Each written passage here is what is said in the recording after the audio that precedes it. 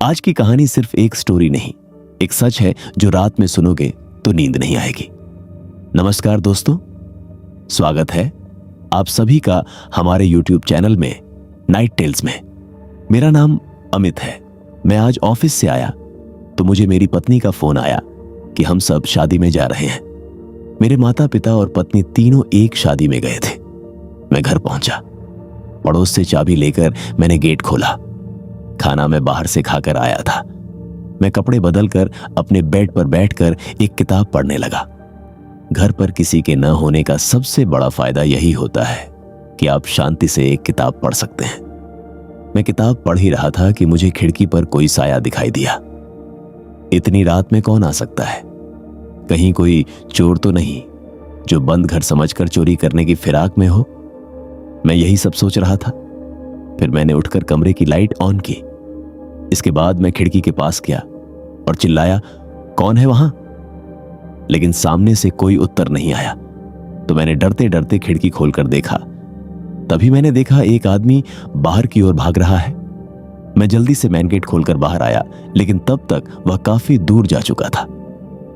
अब मुझे पूरा यकीन हो चुका था कि वह चोर ही था, लेकिन अब तो वह जा चुका था। इस घटना से मेरी नींद पूरी तरह से उड़ चुकी थी। मेरा मन अब किताब में भी नहीं लग रहा था। एक अनजाना सा डर मेरे मन में बैठ चुका था। यह डर मेरे लिए नहीं था, बल्कि कई बार मेरे माता पिता या मेरी पत्नी अकेली रहती थी। मुझे बाहर टूर के लिए जाना पड़ता था। रात अधिक हो चुकी थी। मैं किचन में गया और पानी पीकर अपने लिए कॉफी बनाने लगा।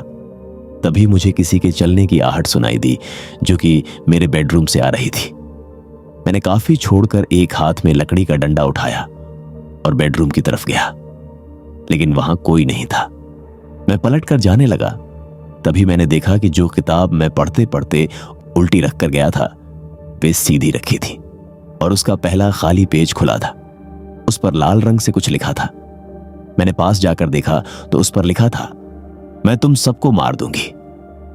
यह पढ़ते ही मेरे हाथ से किताब छूट गई। मैंने इधर उधर देखा, वहां कोई नहीं था।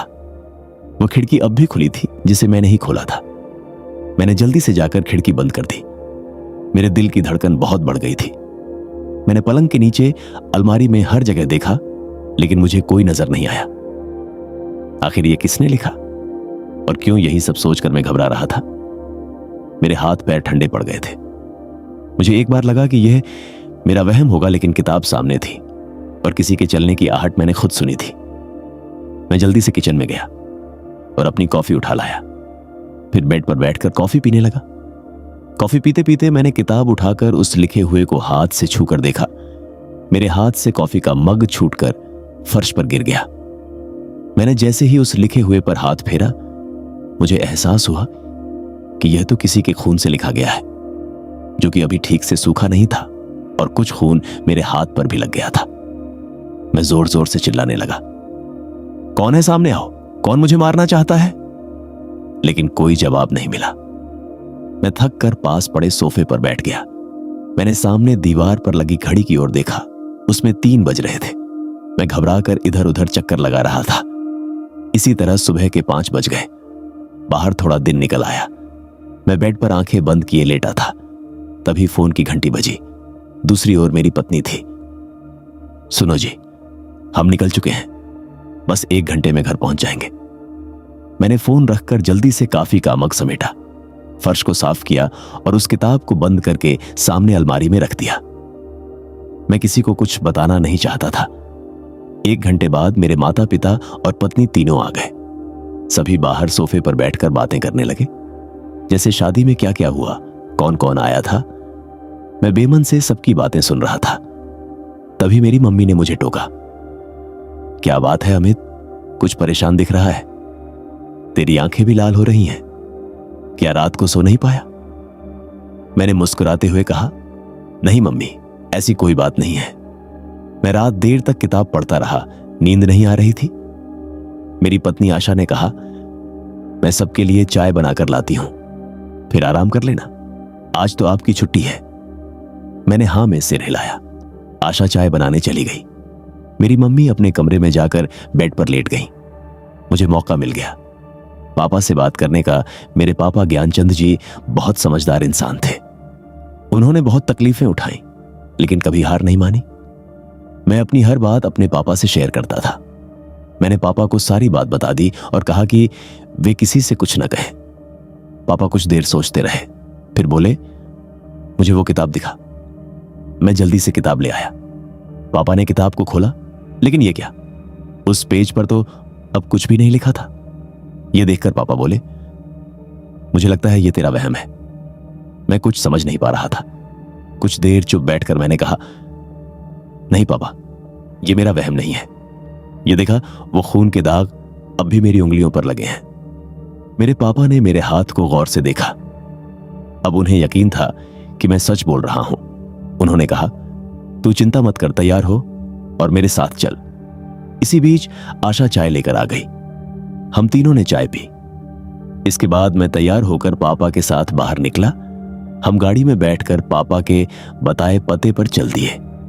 वहां पहुंचकर मैंने देखा, यह एक पुरानी सी हवेली थी, लेकिन अच्छी तरह से सजी हुई थी।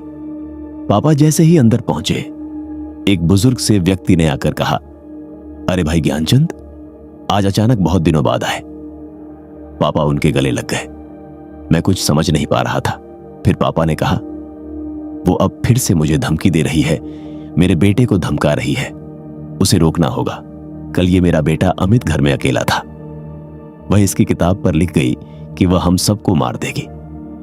देख भाई कमल, इसका कुछ बंदोबस्त कर, मेरे परिवार पर आंच नहीं आनी चाहिए। कमल जी कुछ देर सोच में पड़ गए। फिर उन्होंने कहा, भाई साहब, यही सब कुछ दिन से मेरे साथ भी हो रहा है। तरह तरह से मुझे धमकी मिल रही है। मुझे लगा कहीं तेरे साथ भी यही सब ना हो रहा हो, इसीलिए मैंने कल एक आदमी को तेरे घर भेजा था। वह खिड़की से झांक कर अंदर देखने की कोशिश कर रहा था। तभी कोई उस पर चिल्लाया और वह भाग लिया। मैंने कहा, हाँ अंकल, वो मैं ही था। मुझे लगा कोई चोर है, लेकिन यह सब क्या है, मुझे भी बताओ। मेरे पिता मुझे कुछ बताना नहीं चाहते थे, लेकिन कमल जी ने कहा, बेटा आज से करीब 30 साल पहले हम दोनों एक गांव में रहते थे। वहां एक औरत थी जो कि तंत्र मंत्र करके सीधे सादे गांव वालों को ठगती रहती थी। उन्हें डराकर पैसे ऐंठती थी। हम दोनों शहर से पढ़कर गए थे, इसलिए हम उससे नहीं डरते थे। हमने गांव वालों को इकट्ठा किया और उसके घर पहुंच गए। उस समय वह एक बच्चे की बलि देने की तैयारी कर रही थी। हमने पुलिस को फोन कर दिया था, लेकिन पुलिस समय पर नहीं पहुंच पाई। इधर गांव वाले उससे पहले ही गुस्सा थे। जब उन्होंने एक बच्चे को देखा तो वहां लेटा था। उसके मुंह पर सिंदूर लगा हुआ था। पास ही में एक तलवार रखी थी। यह देखकर गांव वालों ने उस पर हमला कर दिया। हम गांव वालों को रोकते रहे कि इसे सजा कानून देगा, लेकिन हमें सबने पकड़ लिया और फिर उसी तलवार से उसे मौत के घाट उतार दिया। मरते मरते उसने हम दोनों की ओर देख कहा, जैसे मैं आज तड़प कर मर रही हूं, ऐसे ही तुम दोनों का परिवार मरेगा। उसके बाद हम दोनों शहर चले आए, अपने अपने काम में व्यस्त हो गए। शादी हो गई, बच्चे हो गए। हम इस सब को भूल गए, लेकिन समय समय पर गांव से खबरें आती रहती थीं कि जिन दो लोगों ने उसे तलवार से मारा था, उनकी लाश कुछ दिन बाद पेड़ से लटकी मिली। हम दोनों डर गए थे, लेकिन किसी को कुछ नहीं बताया। आज 30 साल बाद लगता है उसकी आत्मा को हमारे बारे में पता लग गया है। बेटा तू चिंता मत कर, हम इसका कुछ ना कुछ इंतजाम कर लेंगे। यह सुनकर मेरे होश उड़ गए। इतना सब कुछ छुपा था इस सब के पीछे। मैं सोच में पड़ गया। वहां कुछ देर बातें करके मैं पापा के साथ घर आ गया।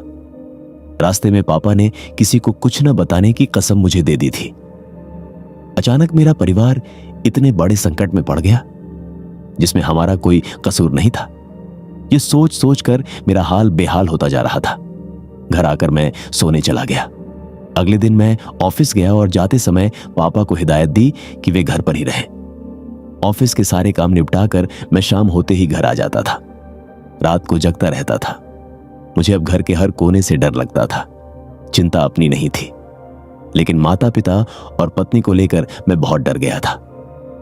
2 दिन बाद पापा ने कहा, बेटा चिंता मत कर, हमें एक तांत्रिक मिल गया है। हम सबको उसके साथ गांव जाना है। वहीं वह पूजा कर उस आत्मा को मुक्ति दिलाएगा। मैंने कहा, पापा कब चलना है? पापा ने कहा, बेटा 2 दिन बाद अमावस्या है, उसी दिन चलेंगे। कमल जी का परिवार भी चलेगा। वह तांत्रिक पूजा करके सबको एक काला धागा देगा जिसे गले में पहनकर कोई डर नहीं रहेगा। फिर वह आत्मा की मुक्ति के लिए यज्ञ करेगा। तय समय पर हम सब गांव पहुंच गए। वहां हमारे पुराने घर में तांत्रिक ने पूजा शुरू कर दी। पूजा करने के बाद उसने काला धागा सबको दिया। सबने उसे पहन लिया। मेरी मम्मी और आशा कुछ समझ नहीं पा रहे थे। उन्हें बस इतना पता था कि ग्रह शयाति की पूजा है। उसके बाद तांत्रिक ने सभी घर वालों को वहां से जाने के लिए कहा। केवल मैं, मेरे पापा और कमल जी वहां रह गए थे। अब तांत्रिक ने हवन शुरू किया। मंत्रों को उच्चारण कर वह आहुति दे रहा था। तभी कुछ ऐसा हुआ जिसे देखकर मेरे होश उड़ गए। कमल जी के अंदर वह आत्मा आ गई। वे इधर उधर हाथ पैर मारने लगे। तांत्रिक ने 1-2 आहुति दी और वे बेहोश होकर एक ओर लुढ़क गए। कुछ देर और हवन करने के बाद तांत्रिक बोला, जाओ सब चिंता छोड़ दो, उसे मुक्ति मिल गई, अब वो कुछ नहीं करेगी। ये सुनकर हमारी जान में जान आई। मैंने पानी के छींटे मारे तो कमल जी को होश आ गया। वे काफी कमजोरी महसूस कर रहे थे। सब काम निपटा कर हम घर आ गए, लेकिन अब भी हमें 1 महीने तक वह काला धागा अपने गले में पहनना था। कुछ दिन सब ठीक चलता रहा। एक दिन मैं ऑफिस से घर आया, गाड़ी घर के नीचे खड़ी कर रहा था। तभी एक आदमी मेरे पास आया और बोला, तुम्हें लगता है तुम बच जाओगे? नहीं, वह तुम सबको नहीं छोड़ेगी। वही यहीं है, कहीं नहीं गई है। मेरा हाल देखो। वह आदमी बहुत डरावना था। उसका चेहरा बहुत भयानक था। फटे हुए कपड़े, मुझे लगा शायद कोई पागल है, लेकिन वो मुझे देखकर हंस रहा था। कुछ देर बाद बोला, मुझे सब पता है। देख, उसने मेरा क्या हाल कर दिया। अगर यकीन न हो तो अपनी बाप से हरिया के बारे में पूछना, मैं ही हरिया हूं। तेरे बाप को सब मालूम है। वह आगे चला गया। मैं सन्न रह गया और उसे जाता देखता रहा। फिर मैं वापस आया और अपने पापा से पूछा, पापा ये हरिया कौन है? अभी बाहर मिला था, कह रहा था वो कहीं नहीं गई है, तुम्हें नहीं छोड़ेगी। पापा ये सुनकर घबरा गए और बोले, अगर वह कह रहा है तो सच ही है। लगता है वह हमें धोखा दे गई। मुझे कुछ समझ नहीं आ रहा था, न इसका कोई समाधान मिल रहा था। अब न जाने हमारे परिवार के साथ आगे क्या होगा। शेष आगे